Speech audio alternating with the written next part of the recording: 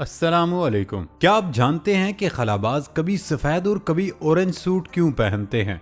या फिर क्या आप जानते हैं कि मारूफ शख्सियत जैसे हॉलीवुड अदाकार वगैरह कोट का नीचे का बटन क्यों खुला रखती हैं? और आपको ये जानकर हैरानी होगी कि कैसे एक पाकिस्तानी जो बाजुओं के बगैर स्नूकर खेलकर इनाम भी जीतता है। और आपको ये क्यों नहीं पता कि नए आने वाले आईफोन में एक की बजाय 3 कैमरे क्यों होते हैं? ऐसे ही इंटरेस्टिंग फैक्ट्स आज की वीडियो में आप जानेंगे। अस्सलामुअलैकुम, मैं हूं हम्माद सादिक और आप बहुत ही इंफॉर्मेटिव और इंटरेस्टिंग चैनल रियलिटी फैक्ट्स को देख रहे हैं। हमेशा की तरह आज की वीडियो बहुत ही इंटरेस्टिंग फैक्ट से भरी पड़ी है। वीडियो अगर अच्छी लगे तो उसको लाइक करें और शेयर करें। नए आने वाले दोस्तों से गुजारिश है वो हमारे चैनल को सब्सक्राइब कर लें और बेल आइकन से नोटिफिकेशन फॉर ऑल पर क्लिक कर लें ताकि हमारी नई आने वाली हर वीडियो आप बआसानी देख सकें। तो चलते हैं आज के दिलचस्प सफर की तरफ। फैक्ट नंबर 1, आपने खलाबाजों यानी एस्ट्रोनॉट्स को खलाई मिशन पर जाते हुए स्पेशल ड्रेस में देखा होगा जो कि कभी सफेद या फिर ऑरेंज रंग का होता है। लेकिन इसके बारे में आप में से चंद लोगों को ही पता होगा कि उसके पीछे राज क्या है। आपने तस्वीरों में अक्सर देखा होगा खलाई मिशन पर जाते हुए खलाबाजों ने ऑरेंज रंग का लिबास पहना होता है, जबकि खला पर पहुंचने पर नासा की तरफ से चांद या फिर किसी और सैयारे से खलाबाजों की जब तस्वीर या वीडियोस में हमेशा खलाबाजों ने सफेद रंग का मखसूस लिबास पहना होता है। इन दोनों मुख्तलिफ रंग के लिबासों में क्या फर्क होता है, इस हवाले से मैं आपको बताता हूँ। ऑरेंज रंग के सूट को एडवांस क्रू एस्केप सूट, जबकि सफेद रंग वाले लिबास को एक्स्ट्रा व्हीकलर कहते हैं। दोनों लिबासों में खास फर्क ये है कि ऑरेंज सूट का लिबास खलाबाज खलाई जहाज की रवानगी के वक्त इसलिए पहनते हैं कि कहीं रास्ते में कोई हादसा पेश आ जाए तो ऑरेंज रंग ज्यादा वाज़े तौर पर दिखाई देने के साथ साथ उस सूट में पैराशूट, लाइफ बूट और चाकू मौजूद होता है जो किसी बड़े हादसे से बचाने में काफी आपकी मदद कर सकता है। सफेद सूट यानी एक्स्ट्रा व्हीकलर सूट को खला में चलने के लिए इस्तेमाल किया जाता है क्योंकि सफेद रंग सूरज की तपिश से बचाने के साथ साथ खला में कम रोशनी के बावजूद वाज़े तौर पर नजर आता है। इसके अलावा इस सूट में जिस्म को ठंडा करने का निजाम भी होता है जो खलाबाज को सख्त मौसम में ठंडक पहुंचाता है।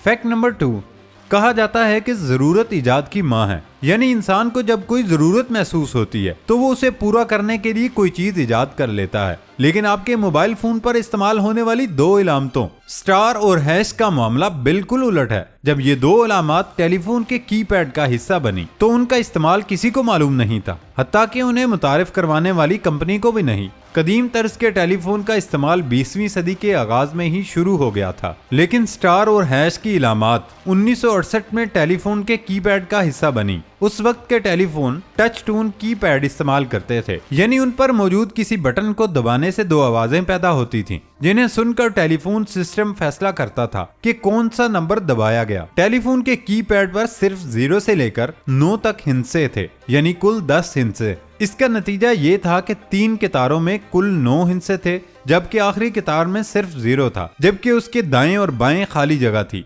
टेक्नोलॉजी कंपनी AT&T ने 1968 में फैसला किया कि सिफर के दाएं बाएं भी 2 बटन लगा दिए जाएं ताकि कीपैड देखने में अच्छा लगे। अब ये सवाल खड़ा हुआ कि इन 2 बटनों पर कौन से हिस्से लिखे जाएं, क्योंकि उस वक्त नंबर डायल करने के लिए सिर्फ 0 से लेकर 9 तक के आदाद ही इस्तेमाल होते थे। कंपनी ने फैसला किया कि 2 नए बटनों पर स्टार और हैश की इलामात लिख दी जाएं, अगरचे उस वक्त उनका कोई इस्तेमाल नहीं था। कंपनी का कहना था कि शायद बाद में टेलीफोन सार्फिन खुद ही इनका कोई इस्तेमाल ढूंढ लेंगी, और वाकई बाद में ऐसा ही हुआ। तकरीबन 1 दहाई के बाद टेलीफोन सार्फिन के तजर्बात को मद्देनजर रखते हुए कंपनी इस नतीजे पर पहुंची स्टार के बटन को कॉल बैक के लिए इस्तेमाल किया जाए और उसी तरह हैश के बटन को बाद में वॉइस मेल सिस्टम्स के लिए इस्तेमाल किया जाने लगा। सबसे पहले स्टार 69 का कोड वज़ा किया जो उस वक्त कॉल बैक के लिए इस्तेमाल होता था। बाद के दौर में मोबाइल फोन और कंप्यूटर्स के वसी इस्तेमाल ने इन 2 इलामात के कई नए इस्तेमालात भी मुतारिफ करवाए। फैक्ट नंबर 3, अक्सर लोगों ने देखा होगा कि हॉलीवुड अदाकारों समेत कई लोग अपने कोट का नीचे वाला बटन खुला रखते हैं। लोगों को इसकी वजह मालूम नहीं होती, वो बस देखा देखी ही इस असूल को अपनाते हैं और उस पर अमल करते दिखाई देते हैं। आज मैं आपको बताता हूँ इसकी वजह क्या है। ये रिवायत 1900 में बरतानवी किंग एडवर्ड 7 ने शुरू की थी। वो हमेशा अपने कोट का आखिरी बटन खुला छोड़ देता था क्योंकि वो मोटा था, इसलिए वो हमेशा बटन खुला छोड़कर खुद को आरामदेह महसूस करता था। उसकी उसी रिवायत को बरतानवी लोगों ने अपनाया और अब भी हॉलीवुड के स्टार्स तक मुख्तलिफ तकरीबात में कोट का निचला बटन खुला छोड़ देते हैं। फैक्ट नंबर 4, सऊदी अरब में रमजान की आमद से पहले अहम तरीन रस्म मनाई जाती है। सऊदी अरब के शहरी कदीम जमाने से शोबना रस्म मनाते हैं। ये नाम शाबान के महीने के नाम से लिया गया। इस रस्म के मनाने वाले खानदान के लोग किसी पिकनिक पॉइंट की तरफ जाते हैं, वहाँ मिलजुल कर पूरा दिन गुजारते हैं और शानदार मजे के खानों का इंतजाम करते हैं। रिश्तेदार, दोस्त सब इकट्ठे होकर अपने दिन को मजीद अच्छा बनाते हैं। रस्म के तमाम अखराजात तमाम लोग मिलकर अदा करते हैं, जिसे अलकता कहते हैं। इस रस्म के दौरान मखसूस जूस सोबिया भी तैयार किया जाता है। शाबान के महीने के आखिर में इस रस्म की वजह से रेस्ट हाउसेज और मुख्तलिफ जगहों के किराए बढ़ जाते हैं। फैक्ट नंबर 5, क्या आप जानते हैं कि अगर समंदर के अंदर अंडे को तोड़ा जाए तो क्या होगा? जब समंदर के अंदर ये एक्सपेरिमेंट किया गया तो उसका रिजल्ट कुछ ऐसा ही है कि जैसे हम पानी के अंदर अंडे को तोड़ देते हैं तो सब कुछ बिखर जाता है, लेकिन जब हम समंदर के अंदर अंडे को तोड़ देते हैं तो समंदर के अंदर प्रेशर उसे मेंटेन ही रखता है, यानी उसकी जर्दी और सफेदी वैसी की वैसी ही रहती है जैसे कि एक अंडे के अंदर होती है। इसको आप वीडियो में देख सकते हैं। फैक्ट नंबर 6, ये तो हम जानते हैं कि जब आप रोते हैं तो आपकी नाक से पानी क्यों बहने लगता है। ऐसा क्यों होता है? ऐसा इसलिए होता है कि आपकी आंख के नीचे एक छोटा सा सुराख होता है। आपके आंसू वहां से ड्रॉप होते हैं और आपकी नाक तक पहुंच जाते हैं। जब आप रो रहे होते हैं तो आपकी नाक फिर बहने लगती है। फैक्ट नंबर 7, जिस शख्स को आप देख रहे हैं ये हैं पाकिस्तान के होनहार मोहम्मद इकराम। जब ये पैदा हुआ था तो ये अपने बाजू के बगैर पैदा हुआ था। जब ये बचपन में स्नूकर खेलते हुए लोगों को देखता था तो उसको ये बहुत ही इंटरेस्टेड खेल लगता था, लेकिन बाजू ना होने की वजह से वो खेल नहीं पाता था। फिर उसने डिसाइड किया क्यों ना मैं अपने चेहरे से ही इस खेल को खेलूं। जब उसने खेला तो सारे लोग देखते ही हैरान रह गए। जो प्रोफेशनल स्नूकर प्लेयर्स हैं उनका मानना है कि चेहरे से उतना ही अच्छा खेलता है जितना अच्छा लोग हाथों से खेलते हैं।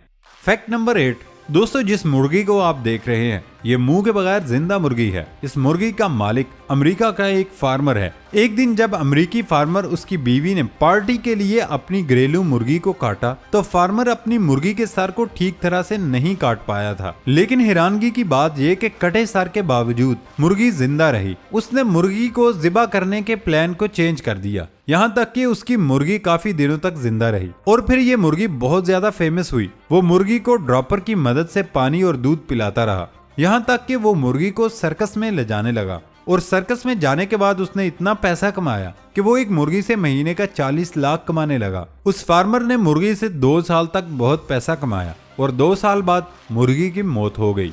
फैक्ट नंबर 9, क्या आप जानते हैं कि अब मोबाइल फोन्स में ज्यादा कैमरे क्यों होते हैं? आपने भी जरूर सोचा होगा कि जब एक सिंगल कैमरे की मदद से तस्वीर ली जा सकती है तो कंपनीज अपने मोबाइल फोन्स में 2, 3, 4 यहाँ तक के 5 कैमरे लगाकर क्यों मोबाइल फोन्स को दुनिया के सामने पेश कर रही है। सबसे पहले सिंगल कैमरे वाले मोबाइल फोन्स को 1999 में एक जापानी कंपनी मार्केट में लेकर आई, जिसकी टेक्नोलॉजी को लोगों ने बहुत पसंद किया और काफी लंबे अरसे तक मोबाइल फोन्स में एक ही कैमरा इस्तेमाल होता रहा। हम इंसानों की नेचर है कि जब हम कोई नई टेक्नोलॉजी देखते हैं तो हम उसी की तरफ भागते हैं। दरअसल दोस्तों इस दुनिया में फोटोग्राफ के शौकीन लोगों की तादाद काफी ज्यादा है और वो लोग किसी भी प्रोफेशनल फोटो को क्लिक करने के लिए DSLR कैमरास का इस्तेमाल करते हैं। चलिए अब जानते हैं कि इन कैमरास में ऐसा क्या खास है। फोन के अगर पहले कैमरे की बात की जाए उसे प्राइमरी कैमरा या मेन कैमरा कहते हैं और उस कैमरे से किसी भी ऑब्जेक्ट पर फोकस करके